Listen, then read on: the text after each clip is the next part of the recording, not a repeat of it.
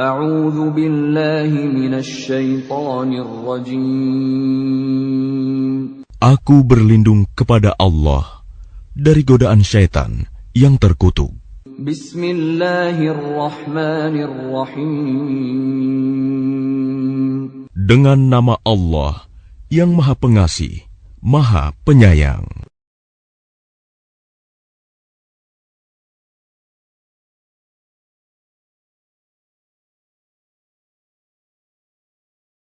Surat Ali Imran ayat 103, yang artinya, dan berpegang teguhlah kamu semuanya pada tali agama Allah, dan janganlah kamu bercerai-berai, dan ingatlah nikmat Allah kepadamu ketika kamu dahulu, masa jahiliyah, bermusuhan, lalu Allah mempersatukan hatimu, sehingga dengan karunia-Nya kamu menjadi bersaudara, sedangkan, ketika itu, kamu berada di tepi jurang neraka, lalu Allah menyelamatkan kamu dari sana.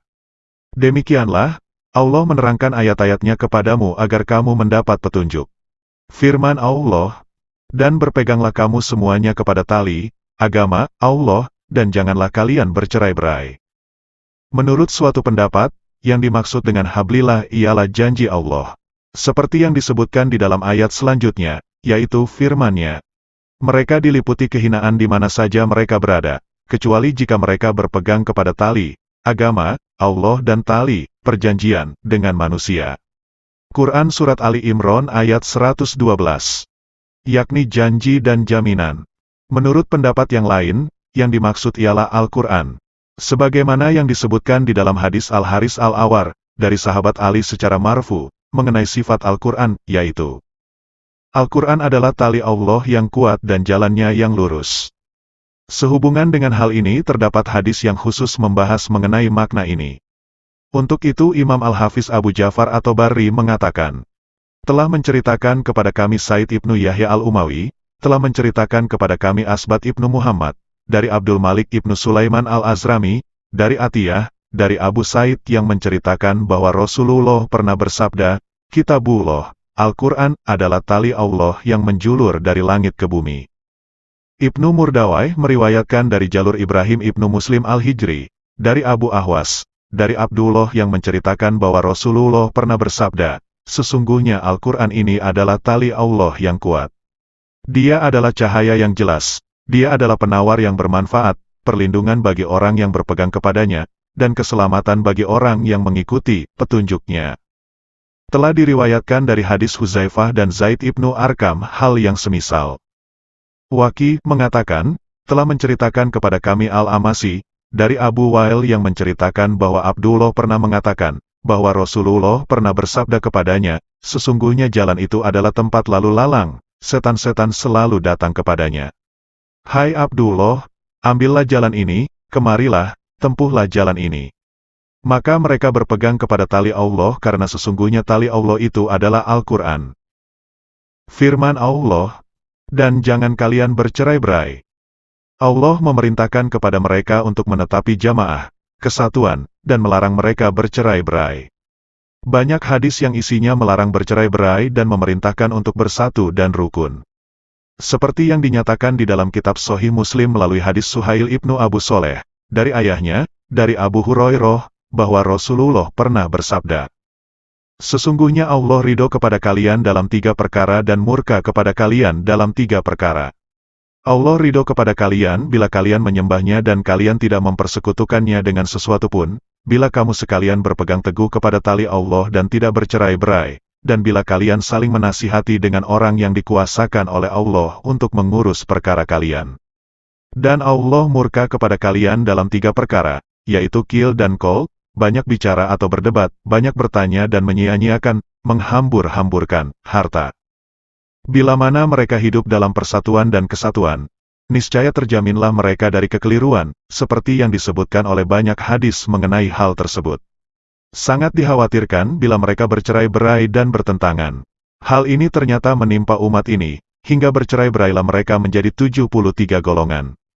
Di antaranya terdapat suatu golongan yang selamat masuk surga dan diselamatkan dari siksa neraka. Mereka adalah orang-orang yang mengikuti jejak yang telah dilakukan oleh Nabi dan para sahabatnya. Firman Allah, dan ingatlah akan nikmat Allah kepada kalian ketika kalian dahulu, masa jahiliyah, bermusuh-musuhan, maka Allah menjinakkan antara hati kalian, lalu menjadilah kalian karena nikmat Allah orang-orang yang bersaudara, hingga akhir ayat. Konteks ayat ini berkaitan dengan keadaan kabilah Aus dan kabilah Khazraj, karena sesungguhnya dahulu di antara mereka sering terjadi peperangan, yaitu di masa jahiliyah. Kedengkian dan permusuhan, pertentangan yang keras di antara mereka menyebabkan meletusnya perang yang berkepanjangan di antara sesama mereka. Ketika Islam datang dan masuk Islamlah sebagian orang di antara mereka, maka jadilah mereka sebagai saudara yang saling mengasihi berkat keagungan Allah. Mereka dipersatukan oleh agama Allah dan saling membantu dalam kebajikan dan ketakwaan. Allah berfirman, Dialah yang memperkuatmu dengan pertolongannya dan dengan para mukmin, dan yang mempersatukan hati mereka, orang-orang yang beriman. Walaupun kamu membelanjakan semua kekayaan yang berada di bumi, niscaya kamu tidak dapat mempersatukan hati mereka, tetapi Allah telah mempersatukan hati mereka. Quran Surat Al-Anfal ayat 62-63. Sebelum itu mereka berada di tepi jurang neraka karena kekafiran mereka, lalu Allah menyelamatkan mereka darinya dengan memberi mereka petunjuk kepada iman. Sesungguhnya hal tersebut disebut-sebut oleh Rasulullah pada hari beliau membagi-bagikan ghanimah Hunain.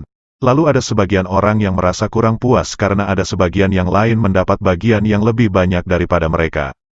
Nabi sengaja melakukan demikian karena berdasarkan apa yang dianjurkan oleh Allah kepadanya. Lalu Nabi bersabda kepada mereka, Hai orang-orang Ansor, bukankah aku menjumpai kalian dalam keadaan sesat? Lalu Allah memberi petunjuk kepada kalian melalui diriku, dan kalian dalam keadaan bercerai-berai. Lalu Allah mempersatukan kalian melalui diriku, dan kalian dalam keadaan miskin. Lalu Allah memberi kecukupan kepada kalian melalui aku. Setiap kalimat yang diucapkan Nabi hanya bisa mereka katakan dengan kalimat berikut sebagai pengakuan mereka, hanya kepada Allah dan Rasul-Nya kami percaya. Muhammad ibnu Ishaq ibnu Yasar dan lain-lainnya menceritakan bahwa ayat ini diturunkan berkenaan dengan peristiwa yang dialami oleh kabilah Aus dan kabilah Khazraj. Demikian itu terjadi ketika ada seorang lelaki Yahudi lewat di hadapan sejumlah orang penting dari kalangan kabilah Aus dan kabilah Khazraj, maka si Yahudi itu merasa tidak senang dengan kesatuan dan kerukunan yang ada di antara mereka. Lalu ia mengirimkan seorang lelaki kepercayaannya dan memerintahkan kepadanya duduk bersama mereka dan mengingatkan mereka kepada peristiwa-peristiwa masa lalu yang pernah terjadi di antara mereka, yaitu peperangan Bia dan peperangan-peperangan lainnya yang terjadi di antara sesama mereka. Kemudian lelaki utusan si Yahudi itu melakukan apa yang diperintahkan kepadanya. Dengan tekunnya ia melakukan tugas tersebut secara rutin, hingga suasana kaum menjadi panas kembali dan bangkitlah amarah sebagian mereka terhadap sebagian yang lain. Lalu timbullah fanatisme mereka, dan masing-masing pihak menyerukan semboyan-semboyannya, lalu mempersiapkan senjatanya masing-masing dan mengadakan tantangan kepada lawannya di tempat yang terbuka pada hari tertentu. Ketika berita tersebut sampai kepada Nabi, maka beliau mendatangi mereka, lalu beliau meredakan dan melerai mereka serta bersabda, Apakah kalian menyerukan seruan jahiliyah, sedangkan aku ada di antara kalian? Kemudian Rasulullah membacakan ayat ini kepada mereka. Akhirnya mereka menyesali perbuatannya, lalu mereka berdamai, saling berpelukan, dan semua senjata mereka lemparkan. Semoga Allah melimpahkan ridho-Nya kepada mereka. Ikrimah menyebutkan bahwa peristiwa tersebut menimpa mereka ketika mereka dalam keadaan emosi karena peristiwa berita bohong, hadisul ifki.